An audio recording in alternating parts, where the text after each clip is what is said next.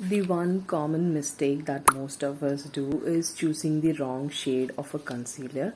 So you basically use a very light shade under your eyes, or you use a darker shade to hide your pimples, but it's definitely gonna go wrong. We've all made that mistake and there are still people doing it, and 99.9% of it is because you've chosen the wrong concealer for your skin tone. Concealers are opaque and they're not gonna help you to even out your skin tone.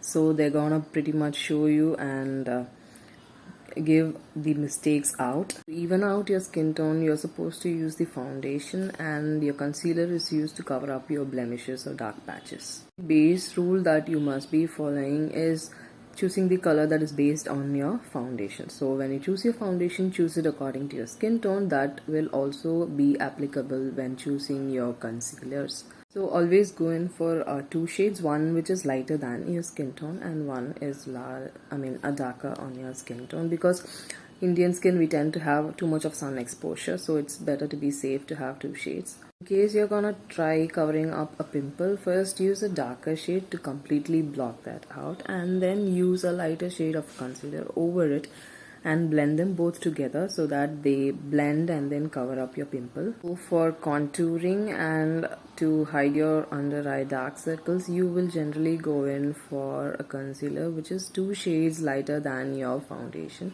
and when you go in for a lighter shade, you could also use it as a highlighter. So the one here is my go-to concealer. This has a cushion, so makes the application much more easier. This is from Maybelline. This is the Instant Age Rewind Concealer. Multiple uses. I can also use this for contouring and even as a highlighter. I have a brown skin shade which is slightly on the duskier side. So the shade that I am using is Butterscotch. So as I said already, you try to find out a shade which is lighter than your foundation, which will help hide your blemishes and under eye circles.